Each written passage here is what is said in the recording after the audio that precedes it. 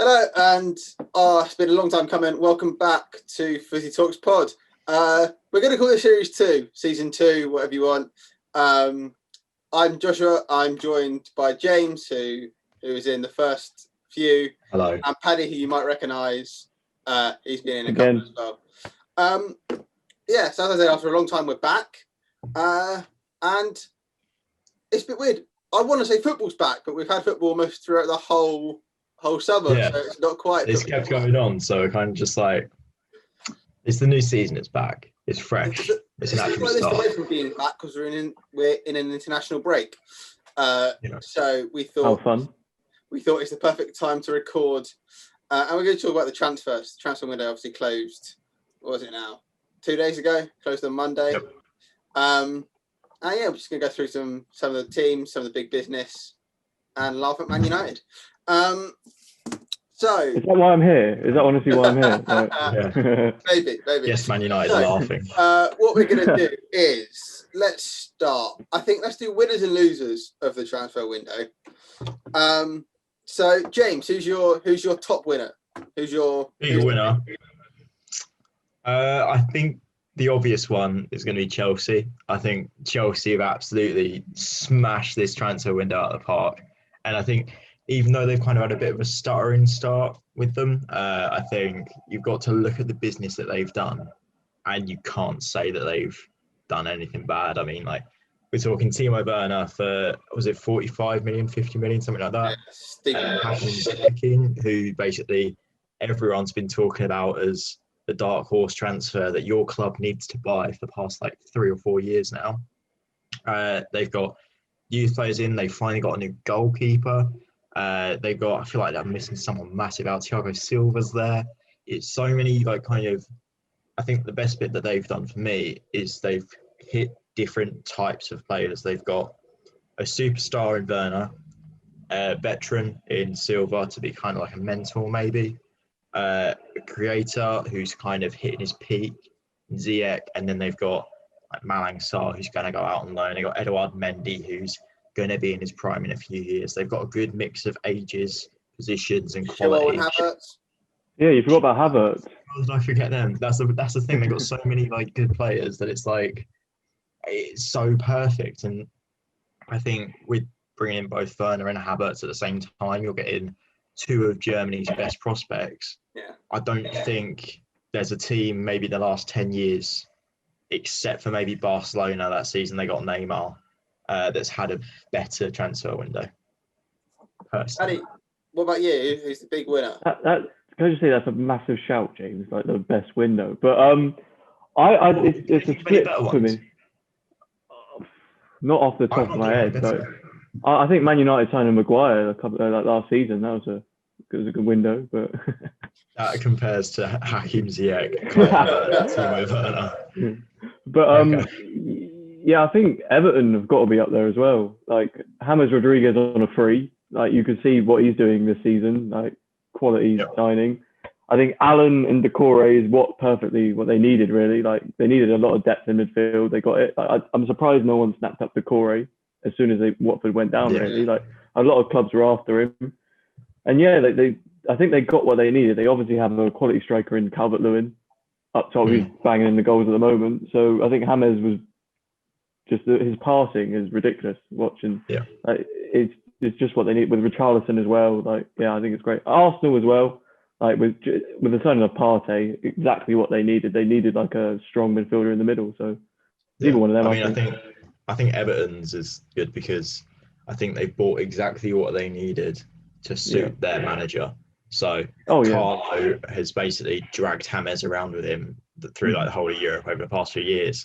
So it's kind of like he knows what he gets out of James and he knows how to get the best out of him. And you look at like, I think that's something like he was the 4th best creator during his time at Real Madrid, and he played so few minutes. And so many issues with him and Zidane, but he obviously had quality. And to bring him to the league, I think Ancelotti's done the league before. He's obviously very smart in knowing what can be done to win games in the Premier League. I think everyone kind of maybe overdoes how physical the league is compared to other leagues. I think it's kind of like, obviously we're maybe a more physical league, but it's not as if the others are just not tackling at all. And he knows if James can do it there, then he can do it here. And then he's also brought in Decore, who I think is firstly technically great, very proficient, very good passing, can go forward and backwards. Alan, great defender in the middle. Very yin and yang, those two midfielders. I think they're going to work very well. And I think just they've basically bought I wouldn't say world class, but the level under it in terms of midfield, just for what, 40 million max, something like that. Yeah. Which I think is brilliant. And as you say with Arsenal, they've literally bought the one thing that they've needed for the past 10 years. So, Fletch, what are you thinking about that Party signing? What are you thinking about Arsenal's window? I think I want to shout one more. I want to say Liverpool have had. I was thinking that just a minute ago. Not because they've gone out and signed necessarily superstars, but because they've strengthened in every position they needed to. Yeah, Robertson needed that backup. Moreno, when he wasn't good enough. You think maybe it's a bit too young for Williams and some of those youth team players. Mm. So you've gone out and you signed an experienced left back. You signed Thiago in the centre of the park. Yeah. Henderson struggled with injury. Wijnaldum maybe was going to leave. He stayed, but there's that central figure, and signed a winger with proven Premier League experience in case one of those big front three gets injured. So I think Liverpool have had a great window. Arsenal. Sorry, go on. I'm delighted with the Party signing. Don't get me wrong. Yeah. But I think the rest of it. I think we have you sold enough? We could have gotten away with Xhaka and Ceballos. We could have gotten away with it. I'm delighted with Party. I don't think they're not good enough as a pair. I don't think they're not going to make it where you want to be again. They won't top make top 6 4. at best. I agree, but I think we need an attacking midfielder because there's clearly something happened between Ozil and Arteta. I'd agree. Something's wrong, and we don't have that creative spark. Ceballos can do that job, but then you leave a hole. Yeah. And Willock is good. He's not Premier League starter yet. No. El Neni, I don't want to say a bad word about him because he's our player, but I don't think he's good enough. I don't think he's Arsenal quality. I'll be honest, I don't think that if your team, Arsenal want Champions League, that should be Arsenal's first and foremost priority. Yeah. Of course it is. You think about players in your midfield right now, you're going to have to list off any others I forget. Xhaka isn't good enough for a top 4 midfield. Ceballos maybe is. Willock isn't. Who else have you got in there? El Neni definitely not good enough. And now we've got Partey. There's no one there that was already there, so I think Partey's a fantastic sign. I don't think you could have really gotten away with them, but I think Mesut Ozil, not only should you have sold him, but now that you haven't, you have to get him back in the squad. You've got 1 year left of him, and I think I saw a video this morning of Ozil turning up to training, and he's giving Arteta the old fist bump. And I think I saw that and thought, you know what? If he can have one world-class year to shut Graham Souness up, I would love it so much. Just I don't even care about Arsenal. But from the Mesut Ozil storyline, if he comes out and goes, you know what, right, Gummasaurus, you've left, but I'm bringing you back in on my contract. And also, it's my Premier League now. If he did that, I think perfect. But I agree, if he doesn't work, you haven't got someone to replace him. Because we didn't get the award bill done, and there's debate of who's at fault, and we didn't get them done regardless. So we need an attacking outlet. Ceballos has shown glimpses, but he looks more comfortable centrally rather than attacking. We don't have an attacking midfielder apart from Mesut Ozil. Could you play new signing Willian at number 10? Do you reckon? See, I think Arteta said that's what he wanted to do. Talked about. Yeah. Arteta said that's what he wanted when he brought him in. But I was pleased with the Willian signing in a sense. I always thought we needed another winger. I said it when we got Pepe, and then we had 3 managers who didn't play him. So Willian's come in and he does that job. I don't like Aubameyang out wide. I know he's got more goals involvement out wide on the wing. He's a centre forward. You play him down the middle. You have Lacazette as an impact sub, and then you have Pepe and Willian on your wings. I know that's That would be very dangerous. I know that drops out. He would be a bloody good sub. It drops out in Nketiah. It drops out in Nketiah, but fair enough. I mean, because you've got now 2 European experienced wingers. Pepe has a season in the Premier League. Yeah. You play Aubameyang through the middle, and then now with Partey, you can play him and Partey and Xhaka together, and maybe Serbal's a bit more attacking, or you bring Ozil back into the fold. Yeah, and then you've got players like, as you say, Nketiah, who's like still around the club and could play like maybe lower league games or cup games. You still got like Bukayo Saka. Is he going to be like left back or left wing option this year? Because if he can go left wing, yeah, that's fair. We've got a load of youngsters. We've got Nelson, Saka, Smith Rowe, Martinelli comes back in a few weeks, maybe January. It depends on how his stuff goes. You've got a lot of promising players there. But I think it's about the formation. And with this Partey signing, I think Arsenal now have to go to a 4-3-3. Yeah. And I think that might suit Arteta more under his Guardiola tutorship. But I think when you're looking at that window, I think we're not a winner. We're not in the top 3. You're not it's not a great window by any standard. I think it's fine. You got one thing that you really needed. You got Willian in, which is good. I don't think he's necessarily the winger that you'd kind of want at his age. Oh yeah, no, you paying him his ability maybe. He's a good winger by far. I think he's definitely, obviously Premier League standard, obviously top 6, top 4 standard winger. But I think there's maybe other people out there in the market. I'm looking at like say Leon Bailey, Oyarzabal from Sociedad. Different players who could do a different role, but I think for the same amount of money that you're going to be paying him a week, transfer fee, you'd have to maybe sack a few more Gunnosauruses to pay for it, but you could get someone in that maybe does a better job in the long term. Yeah, I think on whatever his contract is, 2-3 years, I think it's 35. He's not going to get a contract with us beyond 35. Yeah. He does a job, even if he plays in the first team for a year and a half, and then we go and get a promising young winger, or we bring Smith Rowe in, or we trust Saka as a starting left winger, or we do. But as a squad player, he fits. Likewise with Renarsson, we sold a keeper. We brought one in for 1.3 million. We sold one for 20. We bring a centre back. I think that Emiliano Martinez sale is one of the, I think, smartest pieces of transfer business I've seen in a good while. Leno's already one of the best in the league, I think, personally. Yeah. And to sell your backup keeper, who you put in, he obviously had some really good performances. I think it's a bit sad. I would have liked to see him succeed at Arsenal, but I don't think with Leno ahead of him, he wasn't going to get a chance, was he? I think Arsenal fans are really overhyping him, sentimental reasons. He was there 10 years yet. He played 12 games max at the end of last season. I mean, I think only for injury. I think he played in a couple of cup games and European games. Yeah, but he was your first choice keeper for maybe 12 games. I think he's kind of like it was Sergio Romero. Yeah, he's a Sergio Romero in the way of he's a really good goalkeeper. You could see he's a really good goalkeeper, but you can't play him first choice and have other players at the club happy about it.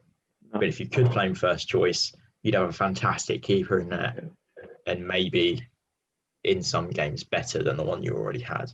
Right. I think for that fine transfer window. I think we've somehow spoke about transfer window and not spoken about Spurs, who have brought in 7 players. 6, I think. I think it's 6. I want to know your points on this because he was linked with your club. Gareth Bale, is it the signing Spurs fans think it is, or want, or hope it is? I'll let Paddy go first on this. Oh, thanks. I don't think that he will be the player that everyone thinks he will be. I genuinely, this is might be unpopular, that's my own opinion, but he's barely played for Real Madrid for a period, like quite a long period of time. Like, if Spurs fans are hoping that he will perform like he did when he was at Spurs, I just don't think it will happen. He's a different player now, I reckon. Yeah. He's not as like, it just, I can't see it working as well. Yeah, he's not fit. For one, he's still out for a couple of months, isn't it, or something? Yeah, he's still out until at least next month, I think. Yeah. Like he's going to get more injuries. Like he's very below match fitness. It's just, I mean, it's a great signing for Spurs as in general for the like commercial side. Like Bale is a huge player, obviously. He was one of the best in the world. But looking back at it, I'm kind of glad that he didn't come to United, because he would have been put on massive wages for a player that would probably be in and out of the side injured. That's my opinion. I'm going to stick my neck out. And I think that Gareth Bale for Spurs, it's a loan deal, isn't it? Just for a year. Yeah. Real Madrid are still paying some wages. I think it's maybe one of the best transfer signings of the window. I think it's really up there. I think that everyone's kind of got the view that he's not going to be what he was. I think everyone knows that. Yeah. Everyone knows he's not going to be the Gareth Bale that tore the Premier League apart and was maybe the first kind of like Spurs superstar in a way. I don't think he's going to be that. But I think he's going to be maybe up there with one of the better wingers in the league. I think he's still, when he goes, like maybe last season before, not so much, but when he came on for Real Madrid, he was still such a good footballer. He still got so much talent. And I think his technical side of his game can perhaps negate his physical side. If he can get kind of maybe the strength back up so he can keep hitting his like hard long shots. I think his shot power, his accuracy are like two of his main best attributes, which I think are often forgotten for his speed and physicality. And I think no one's going to expect him to blow the Premier League out the park again. He's 30. He's not going to do that. But I think it's going to be bloody good. I think he's going to have a few games where he'll be a bit naff, but he'll also have a few games where he'll be unplayable, and it will be Premier League, like left backs and right backs, like just scared of him. I think he's maybe, I wouldn't say if Tottenham had got him on a permanent deal and were paying him the wages that he'd want to be paid, not a good signing. But a loan deal, I think is perfect for him. And I think it might help him learn to love football again. And I really, really hope he works out. Again, on a commercial basis, it works brilliantly. I think he's just really smart signing, and it's a really good Jose Mourinho signing in a way of, I think Jose's going to have that charisma to get him going. Jose wanted him at Madrid. He obviously wanted him at United with the amount of like rumours circling around him. He's finally got his man. I think no one's going to believe in Gareth Bale more than Jose Mourinho. And I think that's exactly what he needs to get right back into form. I sort of agree with Paddy. I think as soon as it sort of started coming out that this was looking like a possibility, and then it was confirmed, I can't see. Well, we know he's going to probably be a starter for Spurs. I can't see where he would fit in. You think who Spurs have on the wings, who's going to drop out? Does he not go ahead of Lucas Moura? He's a better player than Lucas Moura. Yeah, fine. So he goes ahead of Moura, but then you've still got Moura, Bergwijn and Lamela who can play on that side. Yeah. Who drops out. You just signed Bergwijn 8 months ago, 9 months, whatever it is. 9 months ago. You spent a lot of money on him for Spurs in the sense that they didn't have money to spend if they spent it on the winger anyway. I think it's a sentimental signing and it's a commercial signing. They'll recoup the 13.5 million. I think it is a total spend on him. Like that, it's done. They've already made that back.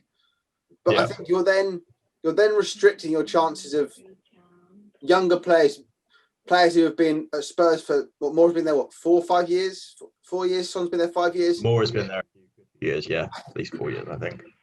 It's a great signing in the sense of you're bringing a player into this team with proven Premier League experience on a relatively low fee on loan, no obligation, nothing. I think his contract's up next year, the year after. Maybe they could get him in on a free, but I think I think before they signed Vinicius, I think they needed a striker. They've got their striker now. Yeah, again, it's a loan deal. I think it's harsh on Bergwijn that he'll. This is why I think Gareth Bale can still fit in the squad. So he starts ahead of Moura. Moura goes to kind of Bale can't play every game. His fitness, he won't be able to. He can't play 90 minutes every single game, 2 times a week. So it's maybe Gareth Bale on either the Saturday away games in the Premier League or him playing in Europe in the week. And then you get Moura coming on for him as a sub, and then that rotation, like gives Bale breaks and that sort of thing. Bergwijn, I think he's maybe a Son in and out kind of thing. He can play on both wings. He's very fast, very direct, really skillful player. And I think even then he could play maybe a second striker kind of role. You got Harry Kane kind of modelling himself in that like target man passing striker now, which I really, really like to see from him. And I think maybe that helps both Bergwijn in how he can fit in the team in kind of passing it into Kane, making that run off him, and then he like can get into his space. Even Gareth Bale, I think, is going to benefit from that. That helps the team put the ball up to Kane, and then Kane can lay the ball off to, if Bale's on the right cutting in, or if he's on the left coming in like that way and shooting a cross goal. I think it helps negate the need of Bale's physicality in a way of, if you have Kane up there and Bale up there, don't make Bale do too much defending, and then he can still be effective. Son obviously is going to start every week. I think Son's maybe I want to say the 4th best winger in the league, maybe. So he's going to be up there as one of the best up there. I think it really still does work. Carlos Vinicius, I don't think he's going to play again week in, week out. He might be a backup. He might be an off the bench if they need something different. I still just think tactically it can work. It's a tough one. We'll see. I'll probably live to regret it, and Spurs going to finish 3rd, and it's going to be... Oh, yeah. Bale scored 25 goals this season. So. Yeah, I saw people on the Spurs side of Twitter already planning a title parade somewhere. Blame Harry Redknapp for that. Harry Redknapp was the headline. Spurs winning a title. Obviously, I respect what he's done, but I think he's not going to be returning to Sky Sports for punditry if he thinks Spurs are going to win the league. Big losers. I'm sorry, not you two as Man United fans. We're going to start with West Ham. No, I think we have to go with Man United. Man United are the biggest losers of the transfer window. Yet again, we've suffered the longest and worst attempt at a transfer saga ever in Jadon Sancho. Absolutely awful. I mean, Paddy, what's your opinion about like the Jadon Sancho thing? Do you think it's kind of, whose fault was it? Is it Dortmund's, ours, media? I think it, for me, it's really annoying because I've heard like the rumours about the Cavani deal. I mean, right. I've had mixed feelings about Cavani anyway. I think he'll be the new Falcao at United, really. But that was my first initial thought. But apparently, we're paying Cavani's agent about 10 million something, a lot of money, but we couldn't be bothered to pay the extra money. Sancho, like I don't. It would have really annoyed me. Yeah.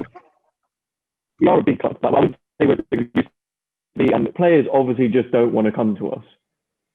Like, oh yeah, it's even though we're in the Champions League this year, it's just clear that players don't want to come to us. They ask for big wages, even because we're going to pay them big wages, but they still don't want to. I can't describe it. It's like even when we were on the Man United charm worn off. Yeah. The Man United charm, is it worn off kind of? Yeah. Yeah, of course it has. I don't think that. Like, I was sat in the kitchen. I don't think Man United is still the biggest club in England. It hurts as an Arsenal fan to say, but commercially, the brand that in terms of, I don't think we are. But the brand. We're not anymore. I think you are. I think the name, the history, the legacy behind Man United. As a Man United fan, I don't get excited by us anymore. On the deadline day, with transfer windows, I used to get so excited about who we're going to sign. But now this year, it was just like, oh, we signed Cavani. Like, what's he going to do? But I think if you look at it's just not. I think you've got a point about the commercial. Go on.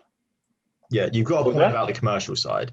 I think Josh having a point about the commercial side, I think it's good. But at the same time, Jadon Sancho doesn't care how much money we get from shirt sales. He doesn't care what tractor sponsor we've got next. He doesn't care kind of who's like watching him finish sixth across the world. He doesn't care if it's like 1 billion fans or 500 million fans.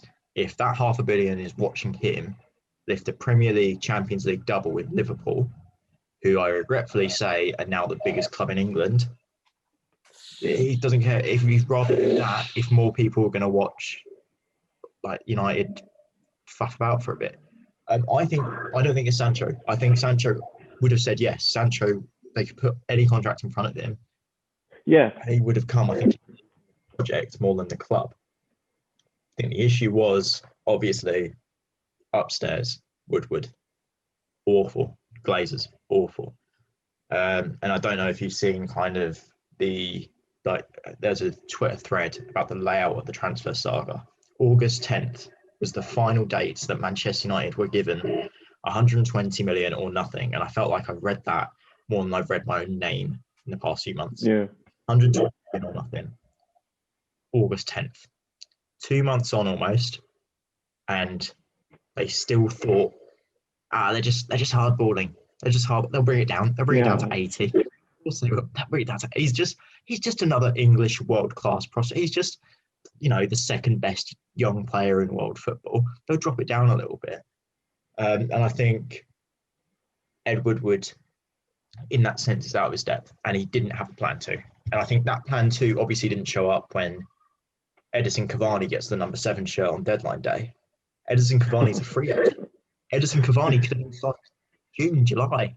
We could have got him then. If we really wanted Edison Cavani, we would have had him for the first game of the season. The fact that we didn't shows how much of a panic buy he is.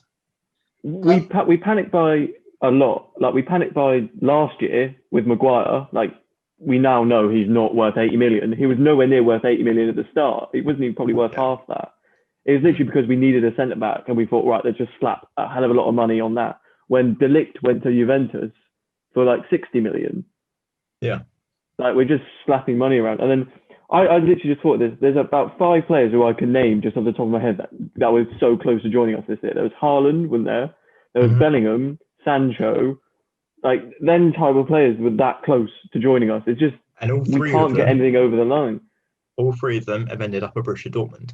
And I think the most interesting one out of the 3 is, for me, Jude Bellingham. Because Jude Bellingham, and this is why I asked about, do you reckon the Man United charm's worn off? So you're 16, 17-year-old. You're somehow playing in the Championship first-team football. You're the most wanted hot prospect in kind of your age group. You're a club legend. You'd retire the shirt.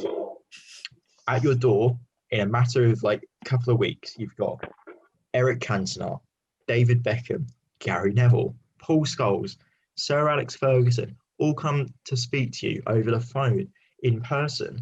We genuinely had that. And then he chose Dortmund. The Man United charm's gone. I think a lot of people are overrating maybe how much players these days cared about what happened 20 years ago.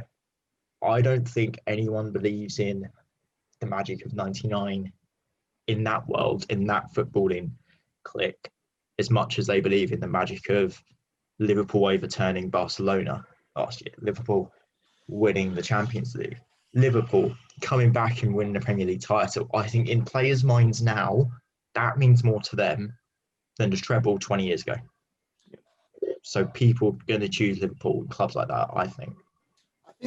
I think with this... I think you have to, with like, almost take a step back and look at football now as we've all said before, it's a business. And commercially, the Man United are the second biggest club in football after Real Madrid, I think. Yeah. And I think players, second or third. Players care about history, obviously, and they care about money. And Man United would probably be in a position to pay whatever Sancho wants. But I think the main problem is you haven't addressed what you need. And that's a proper defence. I mean, Sancho would be great. He'd probably come in and start, but then one of your front three will drop out. Whether that be Martial, Rashford. I think it would be Greenwood, and I think Greenwood's not ready to play every week. We collectively agreed that would be fine. But yeah, I think what you mean. So, but the main problem is you haven't signed who you need. You signed a 33-year-old striker who was released from PSG, hasn't played football in 7 months and couldn't get a club. Yep. Let's be frank. And then Man United have come in at the end and panic bought because they want a big name to try and appease fans. Alex Telles, I think, is a great signing. He's a better defender than Luke Shaw. He's got European experience. He's won trophies. He improves that defence. I don't think he does. I'm just going to quickly on this. Alex Telles, I think, is a bad signing because I think everyone's kind of looked at him and everyone sees the 84 rating in FIFA and his goal and assist numbers and then forgets that Bruno Fernandes takes our free kicks. Bruno Fernandes takes our penalties. People take our set pieces. We don't need another set piece taker. And I don't think he's so good coming back when you look at kind of the stats and some of the highlights of him playing European football. But I think he could be a fine left back. I think it's probably better than Shaw overall. But by strength of your defence, I mean, he's a better defender than Shaw. I think Wolves wanted him. I would have taken him at Arsenal 2 years ago before we got T&E. I think he improves that defence. But standout, you haven't signed a centre-back. And that's what you need. And I think Sancho, would have been a great signing. He would have definitely improved you. You don't need him in the sense that you do as a centre-back. And I was watching that Spurs game and I thought, you need a centre-back. Aaron Wan-Bissaka, you can afford him a bad game. He was dreadful. It's the first time I can't blame De Gea for a poor Man United performance. I thought De Gea was okay. De Gea weren't great, but he weren't bad. It's not the FA Cup. No one in that game. We have to say, no one was good in that game. We can't just that game was just horrific. Game and concede that was horrific. You can't have it concede 6 goals and say you had a good game. But out of your players, I think he wasn't at fault necessarily for he was against Chelsea in the Cup semi-final, or like he was when Roy Keane went mental. Spurs last season, was it Spurs last season as well? End of last season after restart. There was things that De Gea was to blame for. I can't really say he didn't run out and get lobbed from the halfway line, or he didn't leave an open net, or there wasn't a lot of that was Maguire and Shaw. You've improved Shaw, you've not improved that defence, and you've not given Maguire a centre-back pairing that I think Koulibaly would have been a good signing. I think even if you look at someone like, I know Lewis Dunk's just on a new contract, but someone in that realm. Just someone that's like a kind of underrated but good. Anyone. Tarkowski. I was going to say Tarkowski would be a, but you haven't done it, and I think that's the glaring problem at Man United, and that's why fans are so upset. Do you know what's even bigger a problem? We've had this whole conversation for about 15 minutes about Manchester United. We haven't even mentioned our most expensive signing of the window. Amad Diallo Traore has played half an hour of Serie A football. We paid £30 million for him. So is that actually the price? Is that actually the price? And he's not even in the squad yet. No, yeah. Pending January. Pending work permit approval, he will join in January. He might not get that work permit. He might not be eligible to play in England. Yeah, and him and... That just proves our point. Yeah, it's just uncoordinated thinking. I think, obviously, he's good as a youth player. I think him and the other guy, Palestri, Uruguayan winger that we brought in, they're both good young players. But to spend a combined, I think, 37 or whatever it was that we spent on them, considering they're not going to start over Mason Greenwood. No. They don't fix our issues. They future-proof us maybe, but in the same way that Jadon Sancho would have future-proofed us. He's similar age anyways. I think we're gambling a lot. And I think that's a lot of Manchester United right now. It's a lot of gamble and hope Ollie does something. And I think the Glazers know he's a bit out of his depth in that way. The Diallo deal was an interesting one, also in the sense that he was set to move somewhere else. Where was he going? Do you know? I think it was. I want to say Parma or something along those. And then Man United come in and say, "Oh yeah, here you go. We'll give you 30 million from Atalanta." And it's like, fine, yeah, that's what we're doing. So I think you're right. I think the problem's upstairs. And transfer-wise, you can't blame Solskjaer. Results-wise, maybe. Performance-wise, tactics-wise, maybe. But results-wise, you have to blame Solskjaer. Transfer-wise, he's completely isn't this in the way that Man United is run, in the same way as Arsenal is run. Is you've got this director of football figure, you've got head of operations, you've got these different people who supersede the manager. And managers now aren't managers; they're head coaches. They take care of tactics, and you let the business people take care of business, which is wrong, I think. Yeah. But I think that's probably with Man United.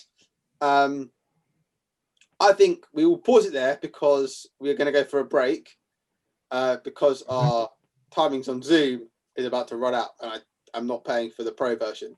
So we'll take a break, and then we'll come back and talk about some other big headlines. So catch you after the break.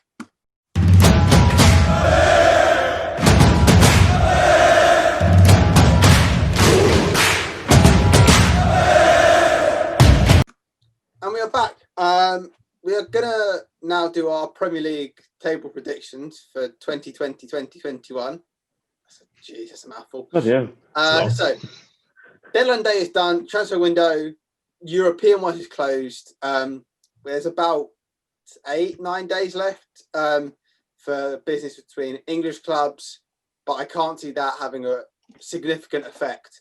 So we're going to go for our table now, and then we'll review it potentially in January once the January window's done. Well, it'll be February by then, and then sort of see where we are.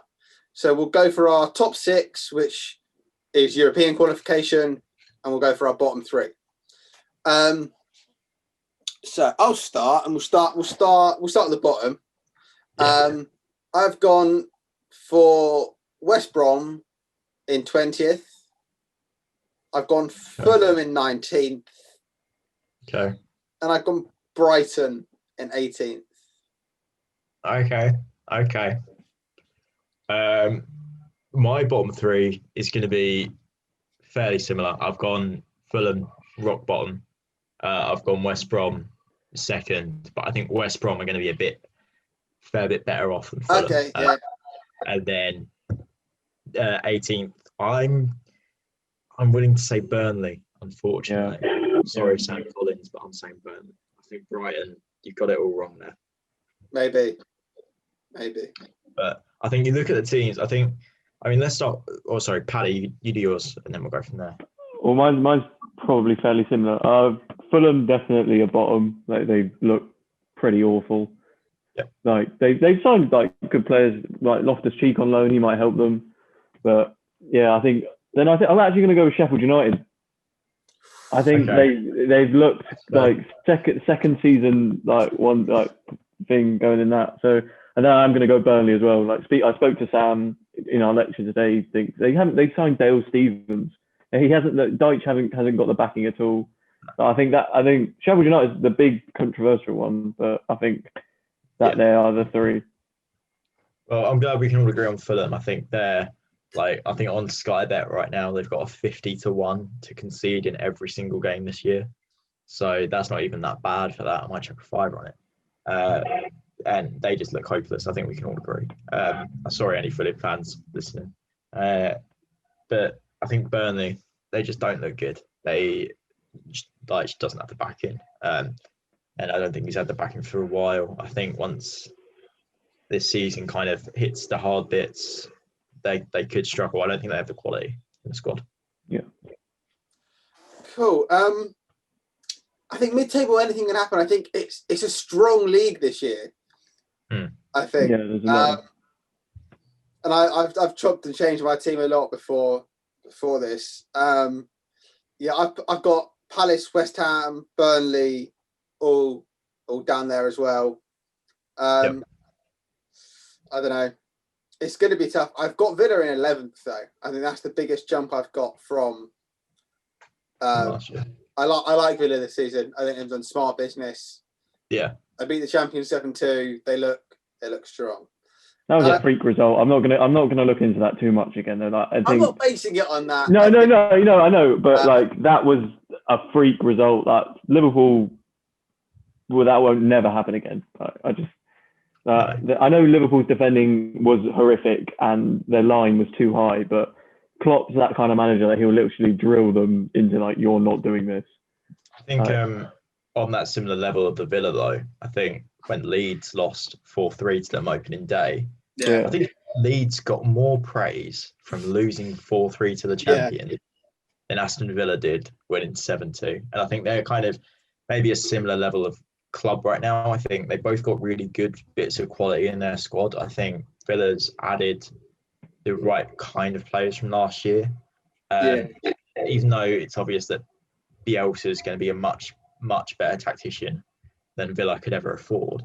I think they're both kind of very confident squads that could finish in and around that kind of 10th place. Yeah. If they pushed it. More so Leeds, but yeah. It's a tough one with the top 6. 7th often can get you Europe. But it obviously depends on cups. So we'll go top 6. We'll go top 6. Have we all got Liverpool to win the league? Yes. Yes. Cool. That settles it. And City second. No. I say City second. There'll be a big gap, but City are second. Yeah. Who have you got second? I've got Spurs. Gee. I think Spurs could get second, realistically. Mainly because, and it's not because Spurs are going to be great. It's because Manchester City aren't, and that's the difference. It's going to be City again, having another off year. I think they have somehow, by spending 100 million, got on their defence to be worse. We haven't seen Ruben Diaz yet, have we though? He played at the weekend, I think. Oh, did he play at the weekend? Yeah. He was all right. He was solid. Yeah. But they don't have a striker for a month or so. I think that could really see them fall behind. I thought Aguero's back in full training. He's got 2 weeks for the international break. I think he'll be back for the first game. I just think that City have a lot of issues, and they could be. This is me going on a worst case scenario for City. I'm probably going to be very wrong, and they will get second, or they will challenge Liverpool. But I do think if everything goes right for Spurs and everything goes wrong for City, that's kind of the way round. I think it'd be. Okay. Well, I've got City second just because I think they're just further ahead than anyone else. I'm having trouble with third and fourth. I've got a bit of a controversial opinion here as well. So City are third, obviously. Okay, who do you got for? Fourth place. And I don't know. I don't think this is going to happen. But I think fourth place is going to be Everton. Yes, I agree with you. I don't think I'm taking the mick by saying that. No, I agree with you. They've got the quality. They've got the manager. They've got kind of players in and around the squad that could keep up okay form against weaker sides. If Calvert-Lewin doesn't have to score hat-tricks every game, he could have a month off or whatever. But if they kind of have Richarlison firing when Calvert-Lewin's not, if they've got kind of Tom Davies coming in for Decore and Allen, they've got an okay defence. They've added Ben Godfrey as well, who I think is a very good centre-back. I think they could do a miracle push for fourth. It's either going to be them for me or Chelsea or Arsenal. But, yeah. See, I'm struggling. I had Chelsea, Man United in there. Yeah. Watching them this season, I'm not convinced. But I can't. I think it's too early to write off Chelsea. Chelsea are only going to get better with time. I was going to say Chelsea third.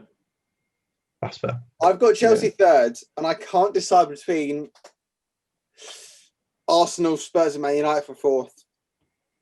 Because Man United look shaky, but but they looked terrible. Nice. They looked terrible at the start of last season, and then managed to get from 10th to 4th or 3rd, whatever it was. I don't have enough confidence in Arsenal. Just there's no creative outlet to get enough.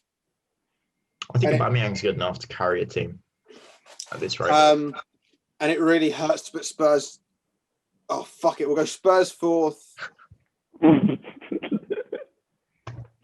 Oh, the amount of anger in just having to put Spurs in 4th place. Oh, I hate Spurs. No, but then I've got Arsenal, Man United, and Everton. I don't know what Spurs, Arsenal, Everton, Man United. Man United are going to. What about Leicester? What about Wolves? They're better than you lot as Leicester? well. You're not going to finish mid-table though. No, I think quality-wise, Spurs, Arsenal, Everton, top 6. Welcome to Josh's mind exploding. having a little breakdown because they've not bought a creative mid. Oh yeah. Okay. So you got Paddy? Right. So are we going 5th to 5th downwards now, or 5 and 6? Who's getting your? Who did you have 4th? Sorry. Me? Yeah. I have Everton 4th. I'll go Leicester 5th. Arsenal 6th. Okay. So you're getting like Spurs United in like 7th, 8th. Yeah, Spurs then United. Oh my god! What? No, I completely agree that it could turn out that way. It's just making me realise at this point that we are having 10 good teams in a league that could easily hit that 4th or 5th. Yeah, it's madness. Who is your? Well, I think we've covered it. I would say who's your dark horse for Europe, but we've all put Everton in European qualification. Although I think Leeds could have a good season. Leeds will be like they're big teams. Leeds are good, but I think everyone's kind of gone maybe a bit over the top of them. I think they'll get around 10th, but I don't think they can push for Europe. I think Wolves are the one to watch. I think Everton, I could be saying 4th place. If they'd drawn 2 of their games, I would be saying something else. But yeah. I think Wolves look very good. They have looked very good for a little while. It's kind of, I've watched a few of their games at the start of the year, and the way Jimenez is playing a lot deeper and kind of letting Podence run ahead, the system that they've got there, the players that they've got there. I saw a tweet from, I think, Joe Tomlinson a few weeks ago, who said Raul Jimenez could start at any football club in Europe right now. He's that good, and I don't think I could disagree. Actually, no, he said the only club that he can't start at, or the only 3 were Bayern Munich, Real Madrid, and PSG. Who's Real Madrid striker? Benzema, but Benzema's on a mad one. Benzema is just Benzema could form. He's not getting it over Lewandowski. Creative output. Who's up front for PSG? Barcelona. He starts at Barcelona. At PSG, they've got, of course, Icardi, Neymar, Mbappe. Moise Kean. Moise Kean, yeah. That's a fair point. I would say shout out Joe Tomlinson, but he's 100 times bigger than we are. Yeah. If you listen to this, mate. Yeah. Pay us some attention. I don't know. I think I've just done it. I've put Man United in 9th. 9th. Yeah, I mean, that's fair enough with the way it's going. That's fair enough. That's the issue. I don't know. Again, I don't know if this is us going, worst case scenario, Man United are just going to down tools for the rest of the year. But it could well happen. I think they don't. We don't have a second way of playing that isn't counter-attack. Yeah. Your relegation favourites, Brighton, played us off the park, so... but you still won the game, and that's what matters. Wow. Well, after the final whistle, which, I mean, joke. I think Brighton and Man United are the ones I regret, but I'm not changing them because I've said it now. Do you have anyone that will surprise us? Man United, how bad they'll be. Whether they'll be a lot better than we think or a lot worse. I think a lot of people are going to put Brighton around that 15th, 16th mark. Yeah. I really genuinely think Brighton are as good as the Leeds and Villa. I think they're fantastic. I think Graham Potter's really good at making a team work. But you just love Neil Maupay, don't you? Neil Maupay. He pulled through. I think he scored in like the first 2 games of the season. He's great. I think he's a good little striker. I think he really he maybe made a bit of a mistake in the United game and became public enemy number 1 after that. But I think he's a really good little striker. I think they got a really good squad there. You got Tariq Lamptey coming in, and he looks like the most promising right back.